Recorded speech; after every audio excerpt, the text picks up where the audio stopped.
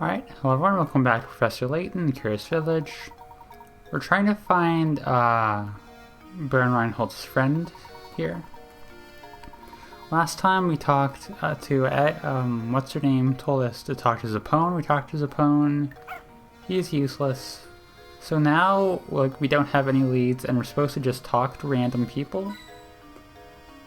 Which is pretty cool. We already talked to this guy, whatever his name is, I don't remember. There's literally nobody here. That's pretty cool. Oh, there's Giuseppe. Ahem, you there. Yes, you. Do you mean me, good sir? Yep, you. This flower vase is yours, right? I've been keeping it nice and safe for you. Oh, okay, we got this nice little CG. I don't think it's CG, but a nice little image for it. I've never seen anyone just forget something like this while shopping. You're a vase space case. Haha. That wasn't funny. First off, that wasn't funny. Two, people forget things while shopping all the time. Third, what's with the feet? What's with the foot camera on the top screen there? I'm sorry, but you must be mistaken. I've never seen that vase before in my life. What? This fancy vase doesn't belong to you? So why'd that guy tell me to give this to you? What did this man look like? Oh, now he's gone. Well, my hat has a way of obscuring certain details from me. It's the worst, I'll tell you. Oh, why are you making a... Is that a bratwurst pun? I don't get what that has to do with anything, but sure. Har har. But back to the issue at hand. The mystery man wasn't a regular around here, that's for sure. Don't sweat it though. I'll just get back to the guy next time I see him. So speaking of flower vases, I know a puzzle I bet you'll like. It's not a hard one or anything, but it's the least I can do for bothering you about the vase. I love how people like get you to solve puzzles for them, and then when they trouble you or something, their reward is giving you like puzzles. Like that's just, it's a very versatile expression in this culture. Shattered vase, 10 pickerats. Oh. Okay, someone knocked over this fabulous vase and shattered it. Fit the pieces together and restore the vase to its original shape. There's one catch though. Mixed in with the pieces is a single piece from a different vase. I mean, just all the pieces with a boundary have a very distinct shape. Oh. Okay, I'm hoping that's just the answer, like that. All the pieces on the end should have like this very thick black line for boundary, so that takes care of like literally every piece but one, and then at that point it's trivial. Often they say in the post-puzzle scene that was an easy one. You got a good head on your shoulders, I'm impressed. Wait, you sure you don't want to take some fresh sausage home with you? Is he just like a sausage salesman? That's why he keeps making bratwurst puns? Believe me, these are some links you don't want to be missing. No thank you, we're just fine. Too bad, not to bust your chops or anything, but that deal was a one-time offer. Maybe you'd have said yes if you know what was at stake. I don't like you, Giuseppe. I think we're done here, Luke. Okay, at least Layton's being reasonable about this. I couldn't agree more, Professor. The both of them, honestly. Oh, there's a big piece of garbage on the ground or something. Is that another note? What kind of lout just throws trash on the ground? I'm gonna pick it up. It's an old newspaper. Honestly, you think that everyone would know that trash goes in the trash? Wait a second, you have to come and take a look at this article. Well, would you look at that? It seems to be Inspector Chelmy. Now look at that. Chelmy hailed as brilliant detective and devoted husband. Why would they put that he's a devoted husband in the newspaper? Like, they never do that kind of thing in real life, right? Okay, yeah, Chelmy hailed as brilliant detective and devoted husband, sure.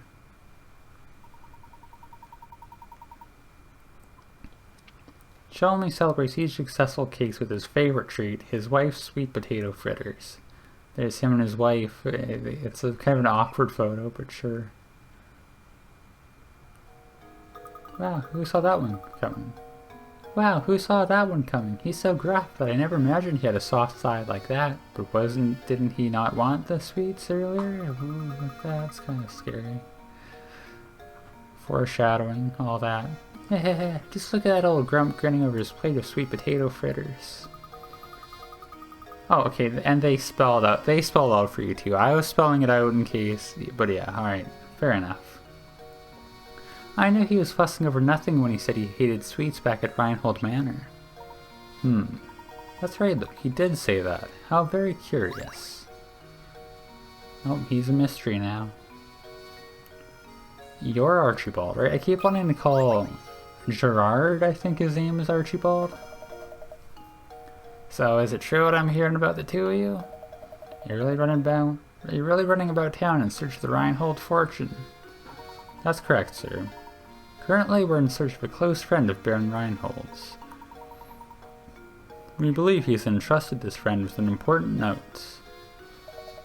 Gracious, that's quite a search you have in your hands. Excuse me, my name is Archibald. The Baron and I are great friends, thick as thieves.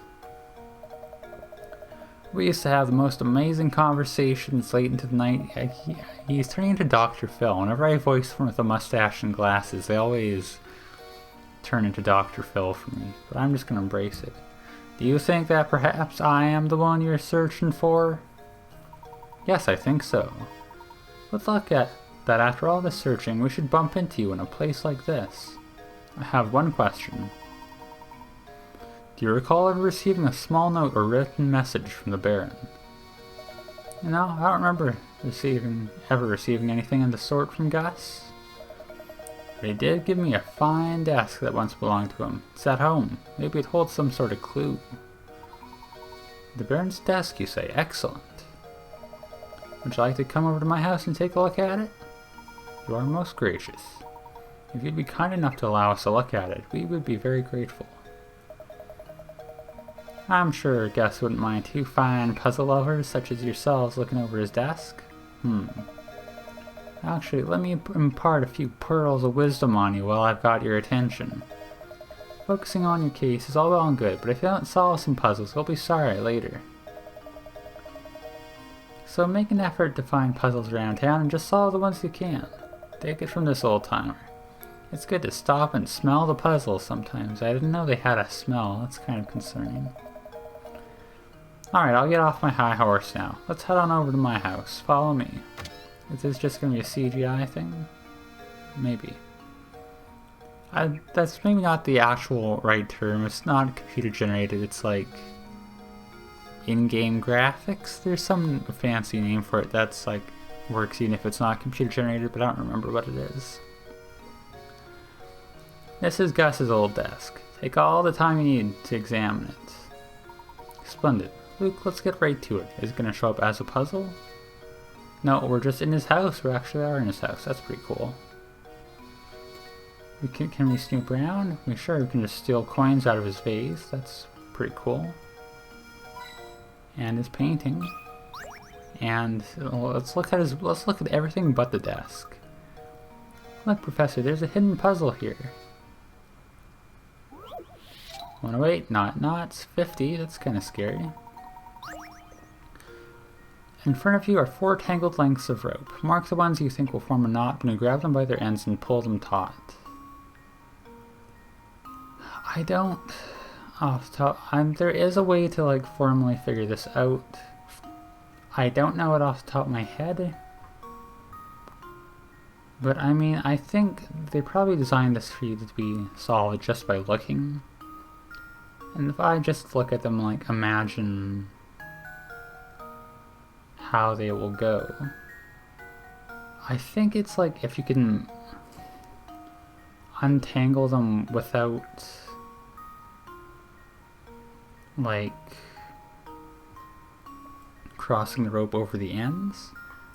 Just looking at it instinctually, I'm gonna go with A and C. That might not be right, but... How does this sound? It was not right. Pretty cool. Pretty cool. I'm Big so fan. embarrassed. I love how they're hinting at her just like, oh yeah, make sure you look at each rope, as if I would be doing anything else. Alright, let's start with where I was. Let's look.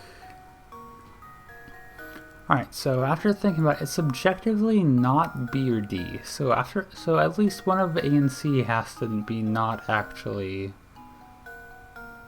a not then?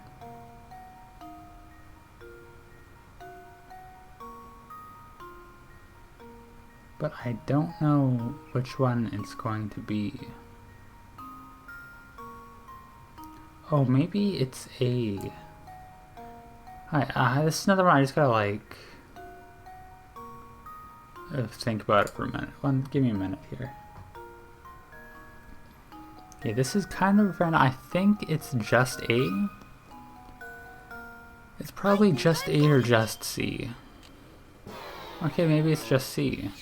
Oh, I was sure I had it. Ow! It's gonna be alright, Luke. We're down to the minimum 90%, so we'll just brute force it here. If it's not just A, it's probably just C. I think I've got it. Okay. I did it. Yes. I get B and D. I don't quite get A though.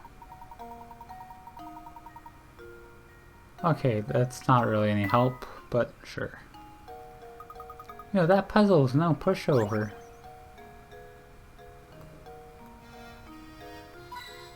Okay, what happens if we talk to him before we look at it? Just to get all the dialogue we can.